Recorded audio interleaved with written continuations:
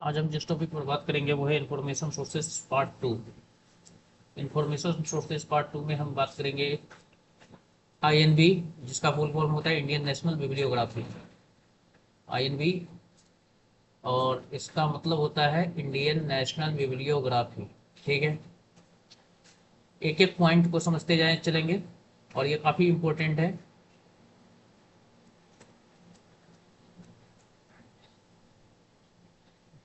VVI topic है। Indian जो हमारा इंफॉर्मेशन सोर्सेज है उसका ये वेरी वेरी इंपॉर्टेंट पॉइंट है आईएनबी, इंडियन नेशनल बिब्लियोग्राफी। तो सबसे पहले हम जान लेते हैं ये पहला इश्यू जो हुआ था, फर्स्ट इश्यू जो हुआ था इंडियन नेशनल बिब्लियोग्राफी का, वो उसकी फ्रीक्वेंसी क्वार्टरली थी। ये जो इसको कहते हैं पीरियोडिसिटी, पीरियोडिसिटी या फिर फ्रीक्वेंसी, फ्रीक्वेंसी। ठीक है, इसको लेकर के कौन आया था पहली बार? तो सेंट्रल रेफरेंस लाइब्रेरी कोलकाता। ये जो सेंट्रल रेफरेंस लाइब्रेरी है ये कोलकाता में है, कोलकाता में है, ठीक है ना, कोलकाता में। इसको रिलीज किया गया था पहली बार, जो रिलीज किया गया था 15 अगस्त 1958 को। ईयर याद रखेंगे, किसके द्वारा? पंडित जवाहरलाल नेहरू के द्वारा,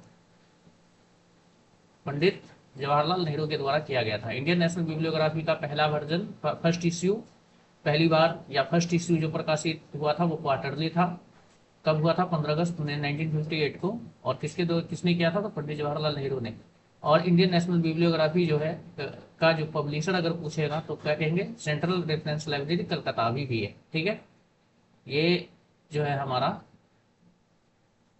यही क्या है? पब्लिशर। ठीक है, इसके बाद है 1964 से, ये जो 1964 है, इससे इसका जो फ्रीक्वेंसी था वो मंथली हो गया। पीरियोडिसिटी क्या हो गया? मंथली।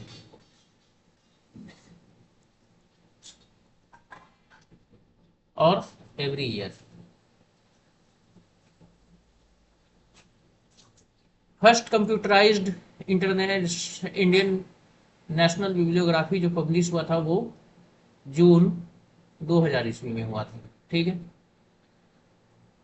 इंडियन मतलब सेंट्रल रेफरेंस लाइब्रेरी कलकत्ता जो है ने इंडियन नेशनल बिब्लियोग्राफी का यानी कि आईएनबी का जो पहला कंप्यूटराइज्ड वर्जन आया था वो जून 2000 में आया था। और इसमें इस्तेमाल किया गया था लिप्सिस सॉफ्टवेयर का, लिप्सिस सॉफ्टवेयर एंड जीआईएसटी टेक्नोलॉजी का। भर भर करके सवाल यहाँ से पूछा जाता है। ठीक है, कि फर्स्ट जो कंप्यूटराइज्ड आईएनबी था जो जून 2000 ईस्वी में उसको इंट्रोड्यूस किया था सेंट्रल रेफरेंस लाइब्रेरी कलकत्ता ने, उसमें इस्तेमाल किया गया था लिप्सिस सॉफ्टवेयर एंड जीआईएसटी टेक्नोलॉजी का।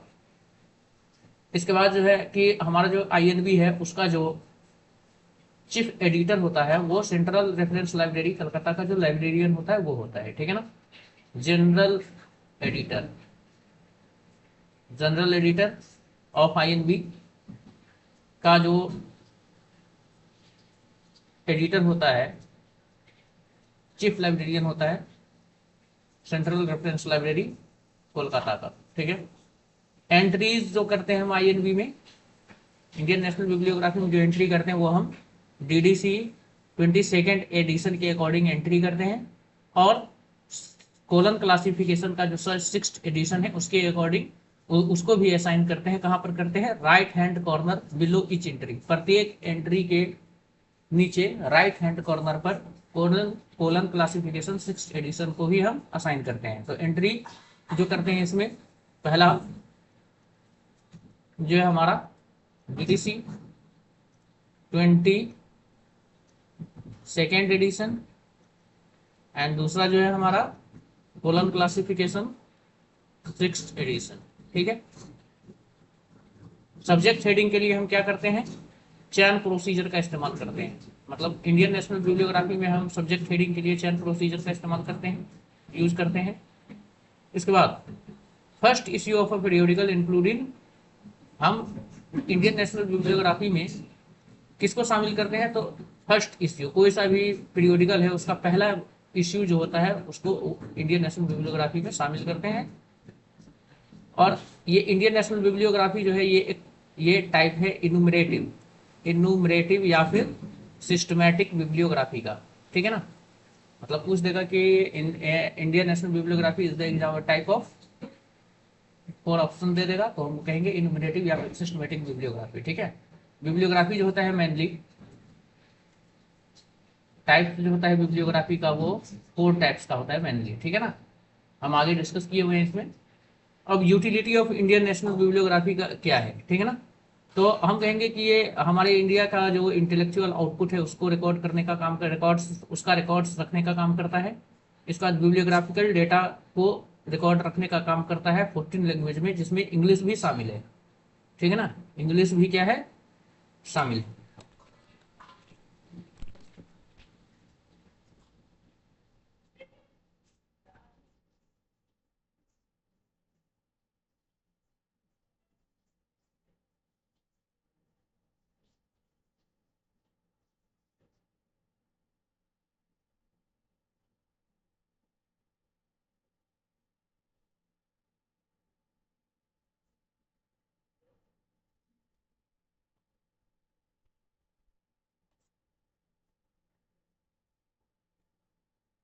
तो बिब्लियोग्राफिकल डेटा जो रिकॉर्ड रखते हैं वो 14 लैंग्वेज में रखते हैं इंडियन नेशनल बिब्लियोग्राफी का, जिसमें इंग्लिश भी शामिल है।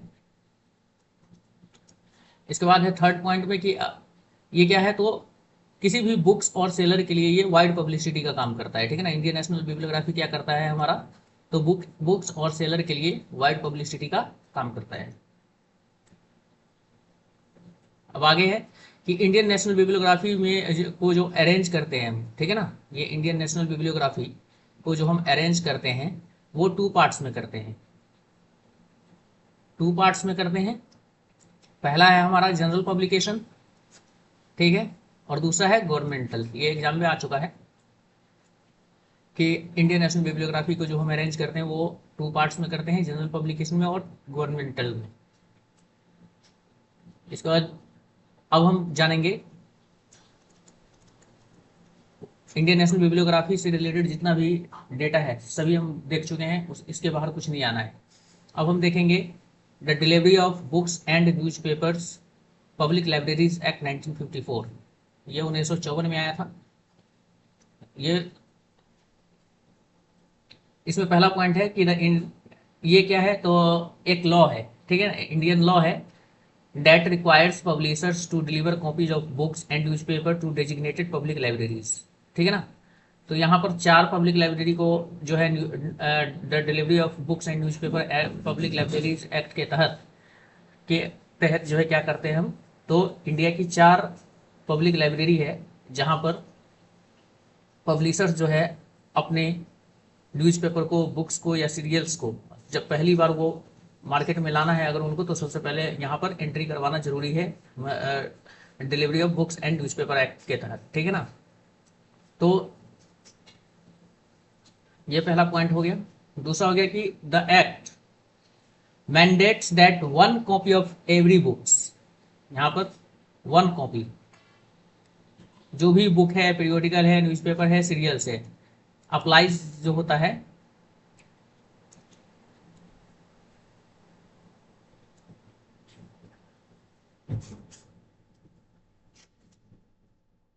1 कॉपी। कोई भी पब्लिशर अगर उनका पहला मार्केट में बुक आना है, न्यूज़पेपर आना है या फिर सीरियल्स आना है, इन्हीं तीनों के लिए ऊपर के लिए लॉ है, ठीक है ना। मतलब जो delivery of books and newspaper act है 1954 का, 1 कॉपी ऑफ एवरी बुक्स, प्रत्येक बुक की पहली प्रति, ठीक है ना, न्यूज़पेपर, ठीक है, एंड सीरियल्स, इन तीनों के लिए ये हमारा पहला है, दूसरा न्यूज़पेपर है और तीसरा सीरियल्स है, ठीक है ना। इन तीनों की पहली प्रति मतलब 1 कॉपी एवरी बुक्स, ठीक है ना, must be sent to the national library Kolkata. किसको भेजना होता है, नेशनल लाइब्रेरी कोलकाता को, ठीक है, नेशनल लाइब्रेरी कोलकाता को भेजना होता है सबसे पहले। नेशनल यही जो है हमारा आईएसबीएन भी असाइन करता है, ठीक है ना, नेशनल लाइब्रेरी कोलकाता, ठीक है, बुक हो, न्यूज़पेपर हो या फिर सीरियल्स हो। अब हम नेक्स्ट टॉपिक को देखेंगे, 1 कॉपी इच टू 1 कॉपी। देखिए यहाँ पर भी 1 कॉपी है, नेशनल लाइब्रेरी कोलकाता में जाने के अतिरिक्त 3 और लाइब्रेरी है जहां पर पब्लिशर्स को अपनी न्यूज़पेपर, सीरियल्स या फिर बुक्स की एक कॉपी जो है भेजना होता है, ठीक है ना। जिसमें है कोनेमरा पब्लिक लाइब्रेरी चेन्नई में है, सब पब्लिक लाइब्रेरी के बारे में पढ़ेंगे, ठीक है। तो सिर्फ बने रहना है। इसके बाद जो है दूसरा है हमारा एशियाटिक सोसाइटी लाइब्रेरी मुंबई, और तीसरा है हमारा Delhi public library, Delhi public library. तो हमने देखा कि newspaper, the delivery of books and newspaper public libraries act 1954 के अकॉर्डिंग जो है इंडिया के 4 पब्लिक लाइब्रेरी में 3 public libraries and 1 national library को एक कॉपी जो है अपनी जमा करना होता है, ठीक है, भेजना होता है। और वो भी कितने दिनों के अंदर भेजना होता है, तो पब्लिशिंग से 30 डेज के अंदर, ठीक है ना। एक्ट अप्लाइज, देखिए यहाँ पर हमने बताया था कि बुक्स के लिए है, न्यूज़पेपर के लिए है और सीरियल्स के लिए है, ठीक है ना। और देखो इसमें जो है अमेंडमेंट किया गया था, the delivery of books and newspaper public libraries act में अमेंडमेंट किया गया था 1956 में, और इसमें न्यूज़पेपर को ऐड किया गया था, ठीक है ना। न्यूज़पेपर पहले था नहीं, 1954 में नहीं था, 2 साल के बाद 1956 में अमेंडमेंट करके न्यूज़पेपर को भी इसमें शामिल किया जाता है, न्यूज़पेपर एंड सीरियल्स बोथ, ठीक है। न्यूज पेपर प्लस सीरियल्स, ठीक है ना। इसके बाद है पैम्फलेट, पैम्फलेट के बारे में जानेंगे, ये यहाँ से सवाल आ चुका है, पैम्फलेट में सवाल आ चुका है। पैम्फलेट के एक और ये एक क्या है, तो नॉन पीरियोडिकल प्रिंटेड पब्लिकेशन है, ठीक है। यूनेस्को के अकॉर्डिंग पैम्फलेट में कम से कम 5 पेज, लेकिन 48 पेज से ज्यादा नहीं होना चाहिए, ठीक है ना। यूनेस्को ने पैम्फलेट को डिफाइन किया है कि पैम्फलेट जो होता है वो नॉन पीरियोडिकल प्रिंटेड पब्लिकेशन होता है, और जिसमें कम से कम 5 पेज और 48 पेज से ज्यादा नहीं होना चाहिए।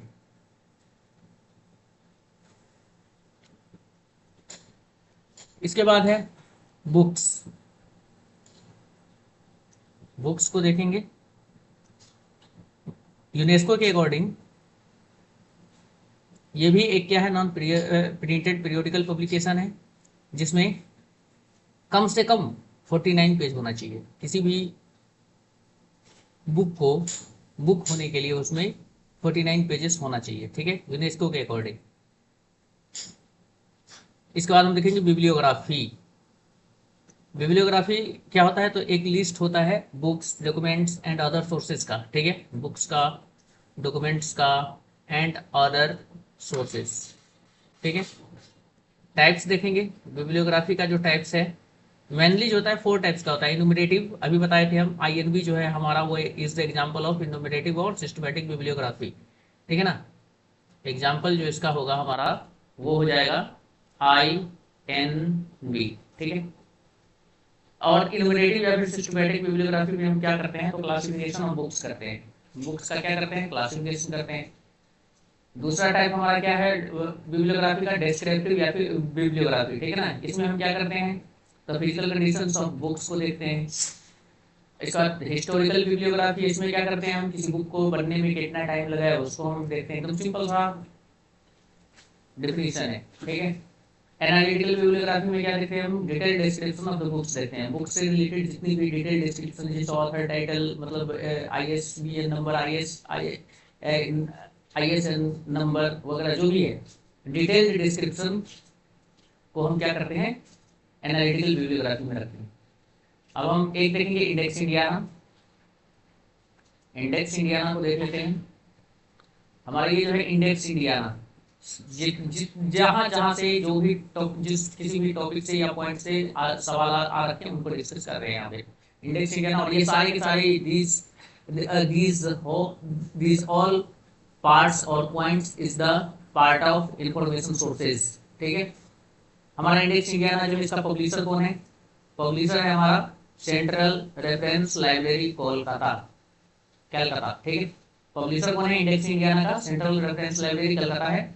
इसका जो पहला इश्यू है वो पब्लिश हुआ था क्वार्टरली। पीरियोडिसिटी क्या है, ये इसको कहते हैं पीरियोडिसिटी, पीरियोडिसिटी, मंथली होता है, वीकली होता है, हाफ ईयरली होता है, क्वार्टरली होता है। और आया था कब पहली बार? 1977 में, ठीक है, 77, ठीक है ना, 1977 में। इंडेक्स इंडियाना का publisher central reference library Calcutta हो गया। इसका पहला इशू जो है क्वार्टरली पब्लिश हुआ था 1977 में। फिर 1981 से क्या हो गया? ये एनुअली हो गया, ठीक है ना, एनुअली। 1981 में क्या हो गया?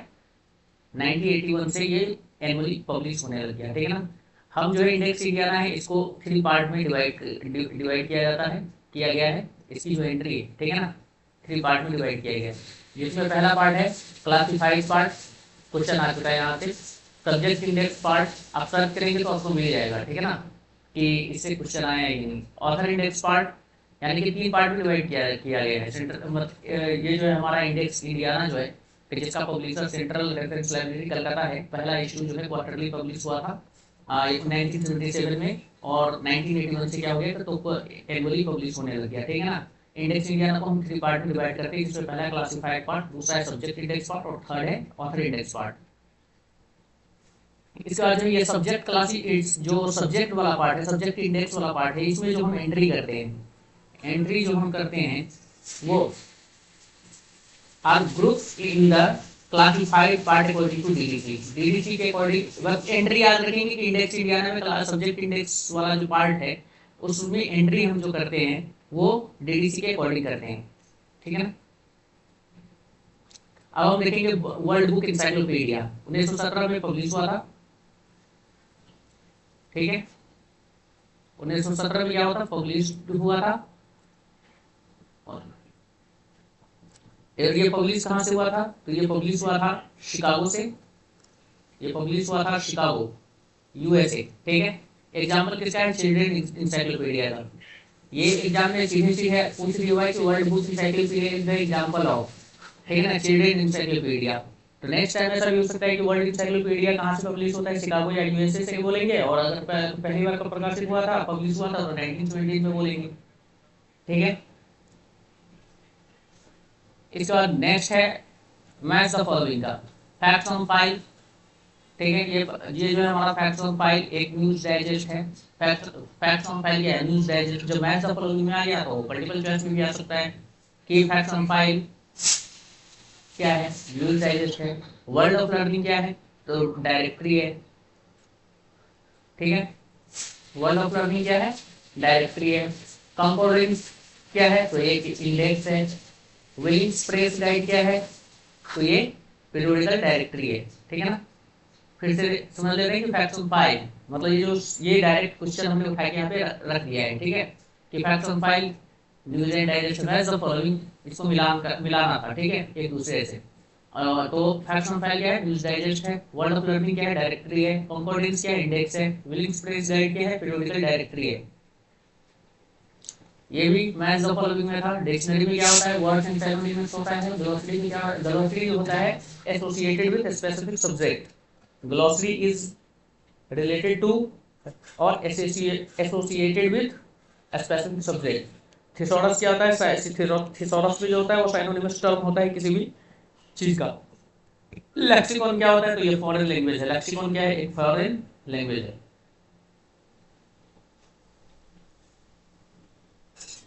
इस बाद हम करंट, अब ये भी मैच द फॉलोइंग में था। करंट बायोग्राफी हमारा यूएसए से पब्लिश होता है। ये सारे के सारे जो है ये यूएसए से क्या होता है? पब्लिश होता है।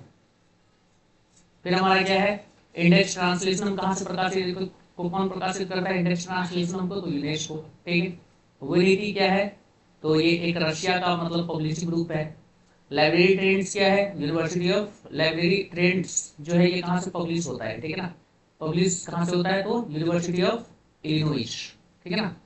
तो ये भी मैच द फॉलोइंग में था। ट्रेंड बायोग्राफी कहाँ है, कहाँ से प्रकाशित होता है? तो यूएसए से। इंडेक्स ट्रांसलेशन क्या है? तो यूनेस्को कौन पब्लिश करता है? यूनेस्को। विनिटी कहाँ से पब्लिश होता है? रशिया। लाइब्रेरी ट्रेंड्स जो है कहाँ को कौन पब्लिश करता है? तो यूनिवर्सिटी ऑफ इलिनोइस। या कहाँ से प्रकाशित होता है ये भी कह सकते हैं, university of Illinois.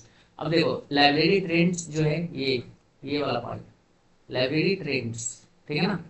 Library trends एक क्या है? तो जर्नल है। लाइब्रेरी ट्रेंड्स क्या है? जर्नल है। जिसकी स्थापना जो है 1952 में किया गया था। लाइब्रेरी ट्रेंड्स की स्थापना 1952 में एस्टेब्लिश्ड या फिर फाउंडेड इन या फिर पब्लिश्ड फर्स्ट टाइम 1952। पब्लिश कब जो पब्लिश होता है उसकी फ्रीक्वेंसी की क्या थी, तो क्वार्टरली। ठीक है, इसकी फ्रीक्वेंसी क्या है, क्वार्टरली है। फ्रीक्वेंसी बोलेंगे या फिर पीरियोडिसिटी बोलेंगे, पीरियोडिसिटी बोलेंगे। ठीक है, पब्लिशर इसका कौन है, लाइब्रेरी ट्रेंड्स का, तो जॉन हॉपकिंस यूनिवर्सिटी प्रेस। ठीक है ना, जॉन हॉपकिंस यूनिवर्सिटी प्रेस जो है ये इसका पब्लिशर है, और पब्लिश कहाँ से होता है, तो यूनिवर्सिटी ऑफ इलिनॉइस। अब हम देखेंगे रेफ्रेक्टिव जर्नल। ठीक है ना, तो ये देखिए, initiated in the Soviet union 1952। Refractive journal जो है ये जर्नल है, जर्नल इसमें जो है ना जर्नल है। ये रेफ्रेक्टिव क्या है, इसको हम यहाँ पर ऐसे भी लिख सकते हैं, JOURNAL, जर्नल, जर्नल। ठीक है ना, ये रशियन लैंग्वेज में लिखा हुआ है जर्नल। ठीक है, 1952 में ये इसकी शुरुआत किया गया था। इसका जो शुरुआत करने वाला था कौन था, वेनिटी। अभी हम बताएं मैं सब में रशिया। ठीक है, इसका पब्लिशर जो है वेनिटी, रशिया है। रेफ्रेक्टिव जर्नल जो है की शुरुआत जो हुई थी सोवियत यूनियन, यानी कि वर्तमान में प्रेजेंट में रशिया कहते हैं इसको। ठीक है, 1952 में स्टार्ट हुआ था। इसका जो पब्लिश कौन करता है, वेनिटी, रशिया। फ्रीक्वेंसी क्या है, फ्रीक्वेंसी जो है मंथली है। क्या है, मंथली है।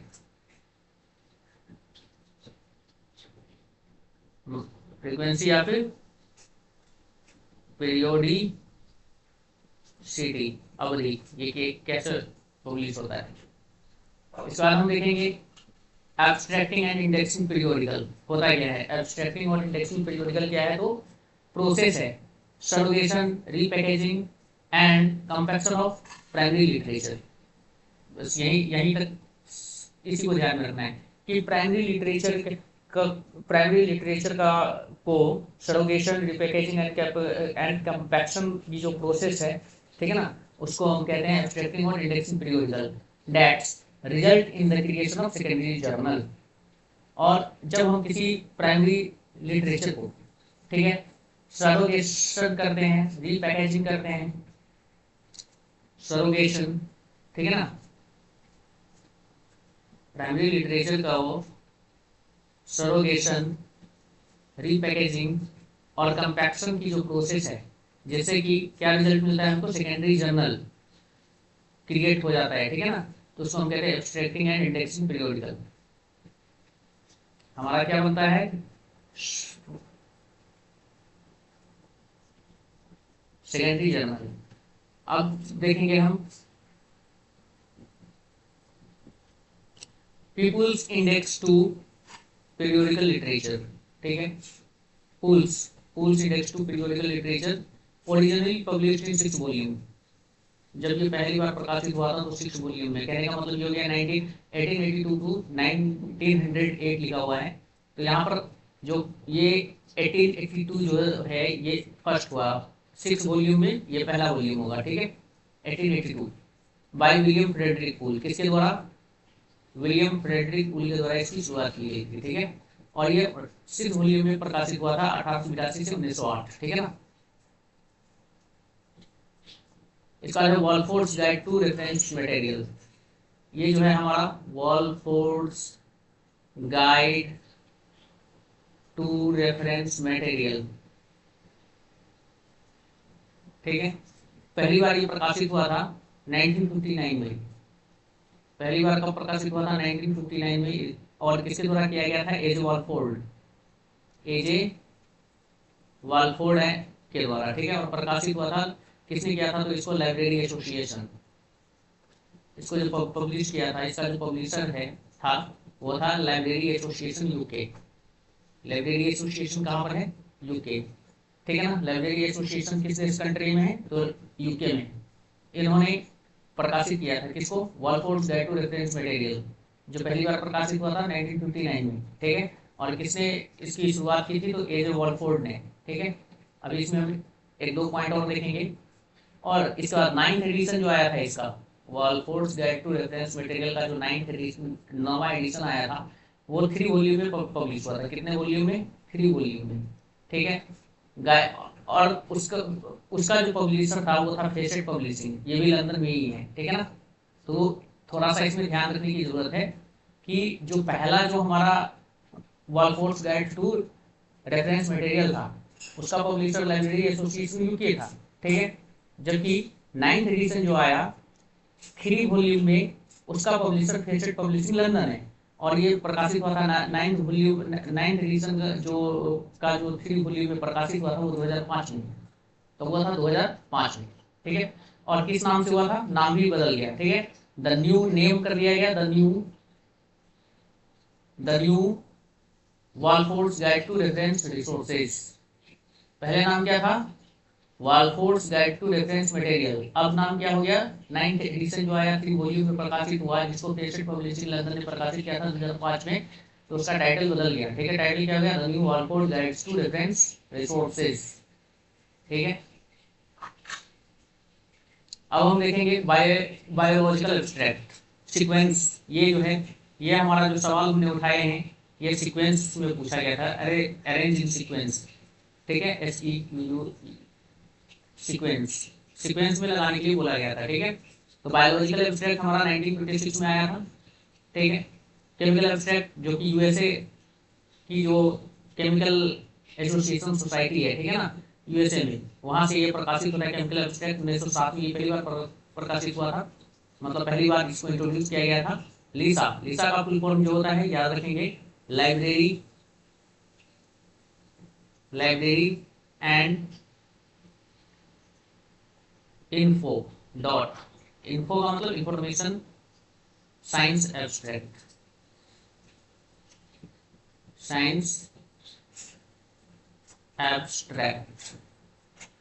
ठीक है। मतलब लीसा का जो फुल फॉर्म होता है library and information science abstract, और ये पहली बार जो प्रकार आया था, मतलब जो इंट्रोड्यूस किया गया था वो 1969 को, ठीक है। इसके बाद इंडेक्स मेडिकस। ये मेडिकस जो है ये रिलेटेड है मेडिसिन से, ठीक है ना, मेडिसिन से, ठीक है। Index medicus associated with medicine 1879। तो अब ये पता चल गया, तो सीक्वेंस में लगा सकते हैं। पहले ये 1879 इंडेक्स मेडिकस, ठीक है। इसके बाद केमिकल एब्स्ट्रैक्ट 1907, इसके बाद बायोलॉजिकल एब्स्ट्रैक्ट 1926, और सबसे लास्ट में library and information science abstract 1969। हम सब के बारे में सब ये जितना भी है, बायोलॉजिकल एब्स्ट्रैक्ट है, केमिकल एब्स्ट्रैक्ट है, library and information science abstract है, और एब्स्ट्रैक्ट और indexing and abstracting comes under the secondary sources of information, ठीक है। याद रखेंगे, अगर किसी को उठा करके पूछ दिया जाए कि बायोलॉजिकल एब्स्ट्रैक्ट जो है ये comes under which source of information, ठीक है ना, तो हम कहेंगे सेकेंडरी सोर्सेज ऑफ इंफॉर्मेशन, ठीक है। एब्स्ट्रैक्टिंग सब में लगा है, एब्स्ट्रैक्ट, ठीक है। तो ये abstracting and indexing come under the secondary sources of information. Chemical abstract के बारे में एक और पॉइंट है कि केमिकल एब्स्ट्रैक्ट ने अपना जो है प्रिंट पब्लिकेशन जो है बंद कर दिया था। कब से कर दिया है? 2010 ईस्वी से, ठीक है ना। 2010 ईस्वी से केमिकल एब्स्ट्रैक्ट ने अपना प्रिंट पब्लिकेशन जो था उसको बंद कर दिया। प्रिंट पब्लिकेशन बंद कर दिया, इसका मतलब है वो ऑनलाइन है, ठीक है। समझ में आया? तो आज तक के लिए इतना ही।